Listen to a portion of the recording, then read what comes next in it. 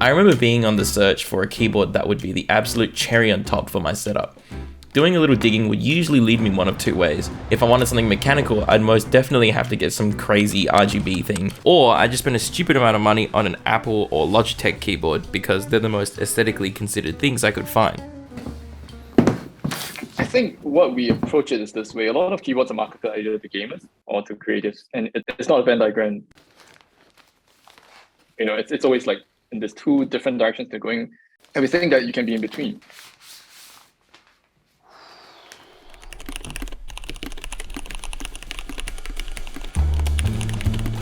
Right, so this keyboard is a huge deal.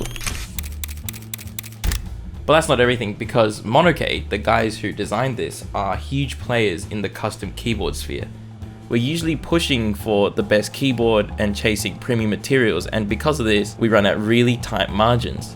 It's a very small yet growing niche community, so the big issue at play here is the lack of accessibility. One day I saw in the office someone using a keyboard, and it was like a really noisy Razer. And it's like, oh yeah, but so what would you recommend? And I couldn't recommend him anything. We brought our friends to our house and they tried all the keyboards that we had. The questions they asked were completely different from what I expected. I was explaining about tactile and linears and this way, and they were like, oh, it sounds good. How do I get one? And I was just looking at my mouse and I was like, yeah, it should be like this, right? It should be plugging it in, turning it on, using it, and charging it when I need to. That's it. So I come from a background in architecture and design, and I have a huge appreciation for dialing in your workspace and various lifestyle choices like that. Since keyboards shifted towards mass production, I reckon it's pretty safe to say that the only real mechanical keyboards you could buy were those crazy RGB things.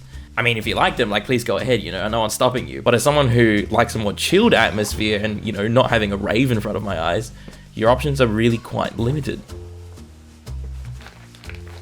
The first thing that is striking to me on this keyboard is the gorgeous typeface and icon design on the keycaps. I'm told that this was all done in-house and they feature a full PBT plastic double shot construction. I mean, this is sick. Your legends won't wear out and they won't shine over time like an ABS keycap set, for example. But, big but, these keycaps are super rough to the touch. And so there was a lot of testing, there was a lot of scratching and stuff like that. And what was really annoying for us is that we had to change the texture to something really rough. It was smooth initially, and then it started scratching, and then we thought we solved it with a rough one, but then it went out and it wasn't solved. And so we had to kind of back and forth. Yeah, so I've also noticed that the keycaps attract a lot of finger grime, which is really unfortunate. I'm usually quite clean around my keyboards. Luckily, it can be wiped off, so no worries there. It also comes with these other Accent and Mac OS keycaps, which you can swap out using the puller that comes in the box. Right, so I actually asked in the community tab if you guys had any questions about the keyboard, so let's just take a quick look at those and see how we go. These two guys here have asked if I can open up the keyboard, so you know what, let's give it a crack.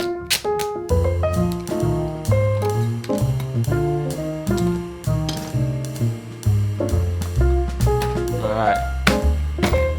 You're not supposed to do this, mate. Oh.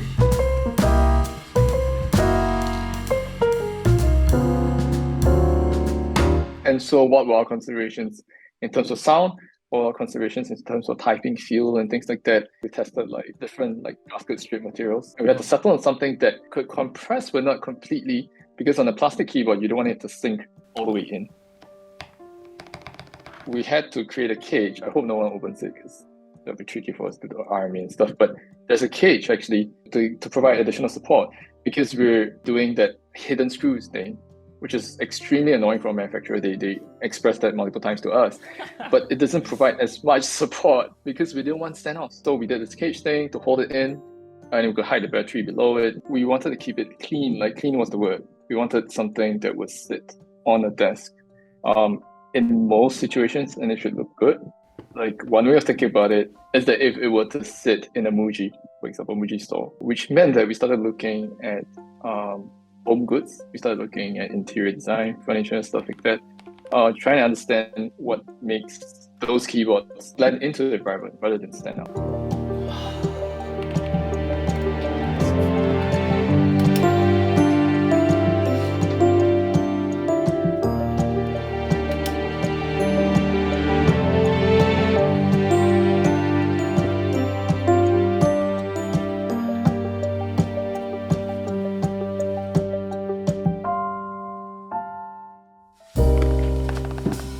Alright, so it's been a couple weeks since I've had this keyboard, and honestly, it's sick. I've been using it bone stock and wired for the first week and a bit.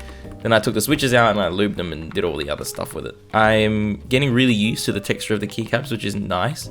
I just started using it Bluetooth between both my MacBook and Windows to see how that goes, and there's no real dramas.